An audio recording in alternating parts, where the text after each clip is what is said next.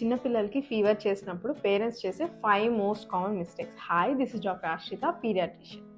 Mistake number 1, over clothing. అంటే full clothes వేసి కప్పేస్తూ ఉంటారు. వాళ్ళకి లోపల షర్ట్ ఒకటి వేయడం, దానిపైన స్వెటర్ వేయడం, మొత్తం ఫేస్కి అంతా కప్పేయడము, దానిపైన 2-3 దుప్పట్లు వేసేయడం, ఇలా చేస్తూ ఉంటారు. దీనివల్ల ఓవర్ హీట్ అయిపోయి ఇంకా ఫీవర్ అనేది అగ్రవేట్ అవుతుంది. మిస్టేక్ నెంబర్ 2, కోల్డ్ వాటర్ అంటే ఐస్ వాటర్ ఉంది కదా, ఐస్ వాటర్తో తడిగుడ్డని ముంచేసి తల మీద పెట్టడం. దీనివల్ల పిల్లలకి షివరింగ్ అనేది స్టార్ట్ అవుతుందండి.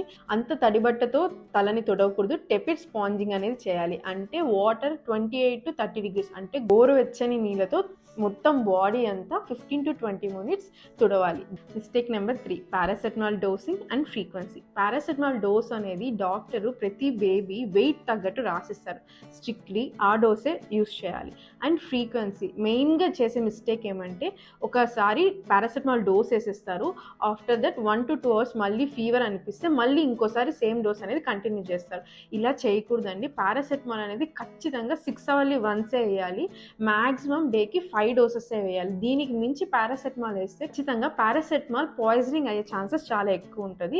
ఇది చాలా డేంజరస్ బేబీకి. మిస్టేక్ నెంబర్ 4, ఫ్లూయిడ్స్ సరిగ్గా ఇవ్వరు. అంటే వాటర్ సరిగ్గా ఇవ్వరు. కోకోనట్ వాటర్ ఇవ్వమంటే అవి ఇవ్వరు. ఏమన్నా అంటే జ్వరం వచ్చినప్పుడు కోకోనట్ వాటర్ ఇలా ఫ్లూయిడ్స్ ఎక్కువ తీసుకుంటే కోల్డ్ వస్తుందని అపోహతో వాళ్ళకి ఫ్లూయిడ్స్ కూడా సరిగ్గా ఇవ్వరు. మెయిన్లీ ఏంటంటే ఫీవర్ వచ్చినప్పుడు పిల్లలకి అప్పటైట్ అనేది ఉండదు. అంటే ఏం తిన్నా సహించరు. సో ఫుడ్ ఖచ్చితంగా అవాయిడ్ చేస్తారు. ఫుడ్ సరిగ్గా తీసుకోరు. దాంతోపాటు మీరు ఫ్లూయిడ్స్ కూడా కట్ చేస్తే ఖచ్చితంగా బేబీ డీహైడ్రేట్ అయిపోతుంది.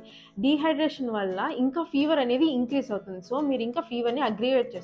Mistake number 5, most dangerous, self medication and medication pharmacy నుంచి తీసుకోవడం. ఒకటి ఏంటంటే, ఒక 3-4 months ముందు సిబ్లింగ్కో ఎవరికో ఇచ్చుంటారు. ఫీవర్ వస్తే ఇంత డోసు ఇంత ఇవ్వండి అని చెప్పి, వీడు చిన్నోడు కదా వాడికి ఇచ్చే డోస్లో సగం ఇస్తే సరిపోతుందని ఇంట్లోనే మీరు సెల్ఫ్ మెడికేషన్ చేసుకోవడం. ఆర్ ఎల్స్ ఫార్మసీకి పోయి చిన్నపిల్లోడని ఫీవర్కి ఒక సిరప్ ఇవ్వండి, కోల్డ్కి ఒక సిరప్ ఇవ్వండి, కాఫ్కి ఒక సిరప్ ఇవ్వండి అని చెప్పి సిరప్స్ తీసుకొచ్చి వేయడం చాలా తప్పు. ఫీవర్ అంటే ఓన్లీ ఒక రీజన్ వల్ల రాదండి. అది వైరల్ ఫీవర్ అవ్వచ్చు, బ్యాక్టీరియల్ ఫీవర్ అవ్వచ్చు, ఇది సింపుల్ డీహైడ్రేషన్ ఫీవర్ అయి ఉండొచ్చు. పిల్లలు ఫ్లూయిడ్స్ తీసుకోకుండా డీహైడ్రేట్ అయ్యే దానివల్ల ఫీవర్ అయి ఉండొచ్చు. ఇంకేమన్నా ఆటో ఇమ్యూన్ కానీ ఇన్ఫ్లమేషన్ ఉన్నా కూడా ఫీవర్ అనేది వస్తుంది. అది దేని వల్ల వచ్చింది ఫీవర్ అనేది డాక్టర్ ఒక్కరు మట్టుకి తెలుసుకొని యాంటీబయాటిక్స్ అవసరం లేదా డిసైడ్ చేసి దాని ప్రకారం మెడికేషన్స్ అనేది ఇస్తారు. సో మీరు సెల్ఫ్ మెడికేట్ చేసుకోవడం ఆర్ ఫార్మసీకి వెళ్ళి మెడికేషన్స్ తీసుకోవడం చేయొద్దండి. Please be safe. Thank you.